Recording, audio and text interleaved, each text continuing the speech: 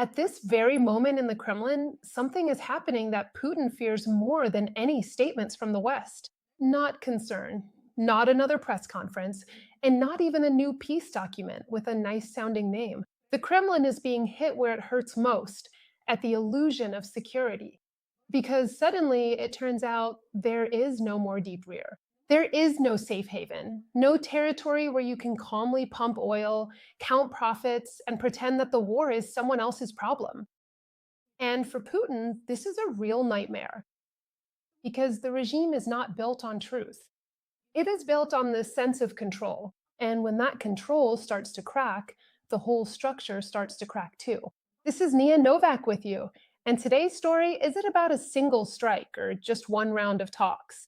It's about a change in logic. Ukraine is opening a new front of pressure, not on the map where arrows are drawn, but on the map of Russian security, Russian money, and Russian self confidence.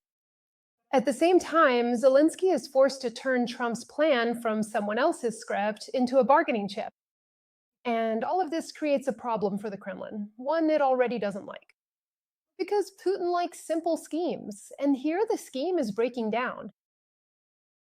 Let's start with something that sounds symbolic: attacks on oil extraction platforms in the Caspian Sea. The third successful attack in a week. This wasn't a coincidence, it's already a system. For the Kremlin, the Caspian has been distant for years. Far from the border, far from the front, far from prying eyes. Pumps were supposed to work there. Money was supposed to flow. There was supposed to be peace and a sense of security. And suddenly it turns out that guarantees are just a myth. Why is this important? Because a platform isn't just metal, it's expensive infrastructure, it's complex equipment, it's service, it's components, it's repairs that aren't done quickly or easily. And if critical equipment is damaged, the process comes to a halt. And a halt isn't just a loss of barrels, it's a loss of confidence. It's a signal to investors, even if they're internal. It's a signal to the security forces. It's a signal to the propaganda machine. They can shout whatever they want, but they see it. It gets through. And most importantly, Russia is physically incapable of covering its entire economy with air defense. It can cover the Kremlin, it can cover a part of the capital, it can cover symbolically important sites. But it can't cover everything. It can't protect every factory, every hub, every pipeline, or every platform. And that's exactly why strikes on the energy sector, even targeted ones, have a strategic effect. They make the war two sided. They shatter the illusion within Russian society that someone else will decide everything for us. Now, the second major section, the Berlin negotiations. Over 5 hours of talks, and they continued the next day.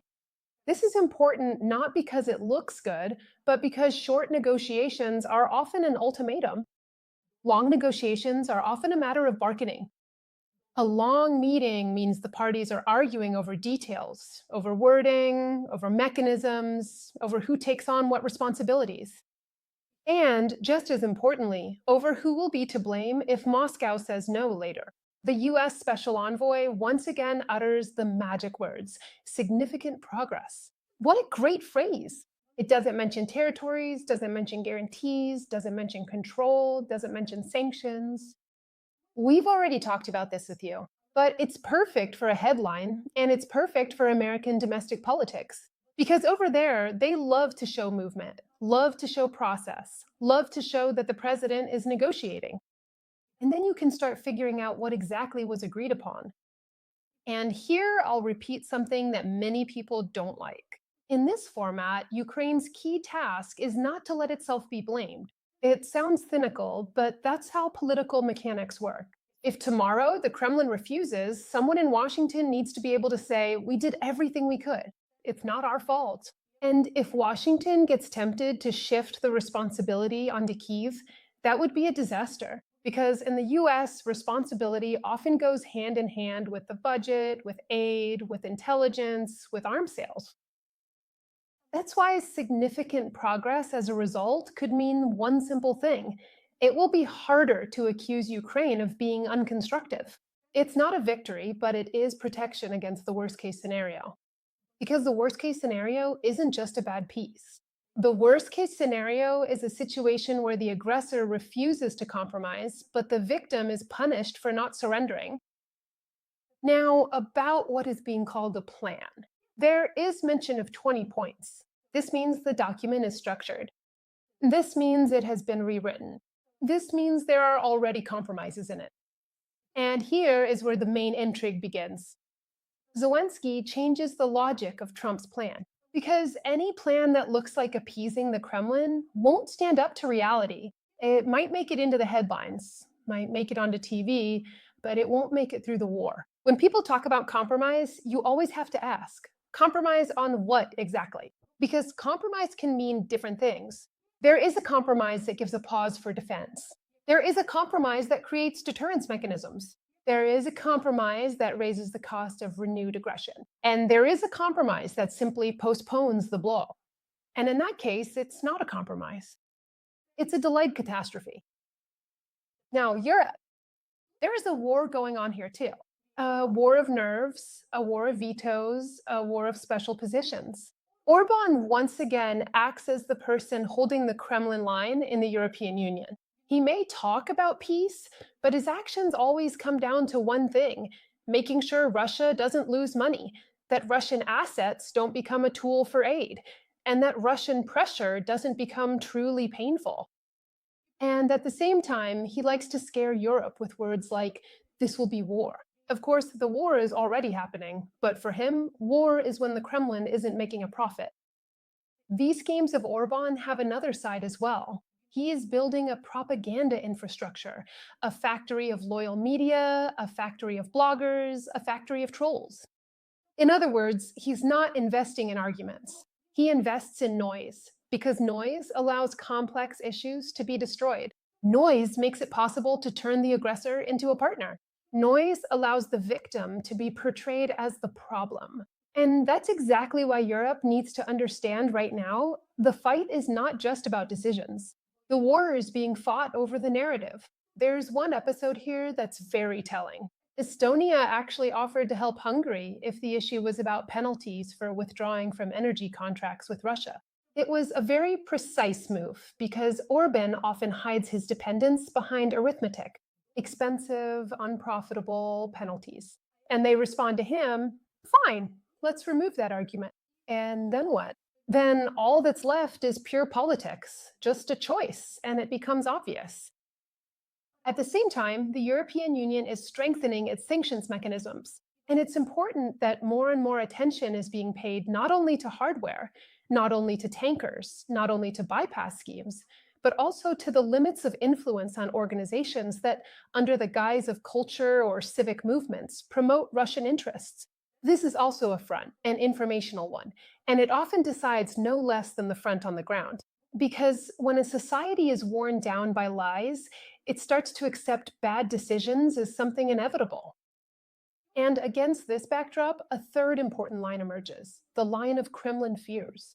Putin is afraid not only of defeat on the battlefield, he is afraid of having his grand narrative exposed, because the regime survives on myths, on grandeur, on influence, on control. And when symbols of failure appear, they are hidden away. That's exactly why any figure who might speak out, any former ally who could tell the truth, becomes a problem for the Kremlin. Any story that shows Russian power is often just smoke and mirrors. Now, let's get back to the main point.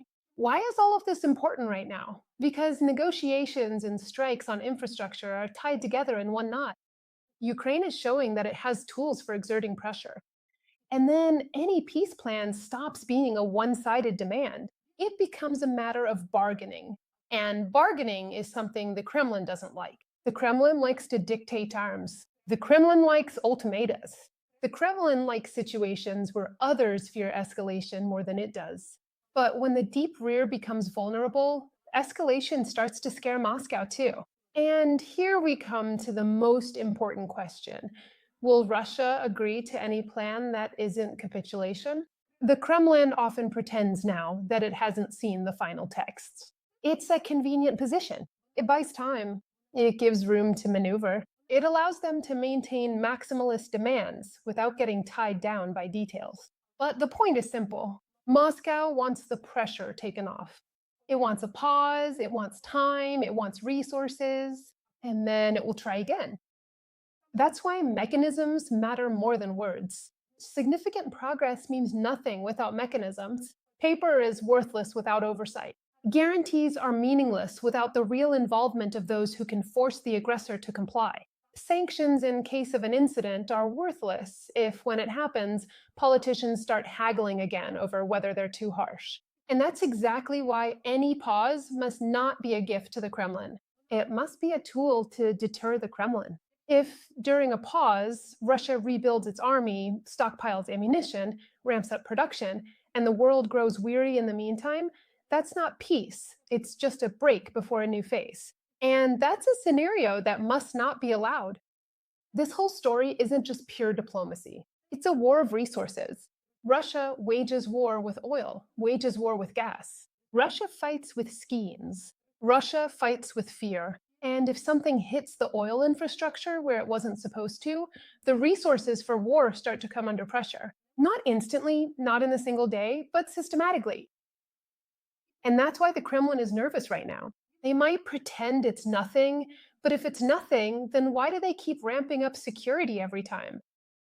Why does panic keep rising in their Telegram channels every time? Why do they always feel the need to explain, we shot it all down, or it's not important? Because it matters, because the regime has one main fear: to show weakness. So, what do we have in the end? Ukraine is opening a new front.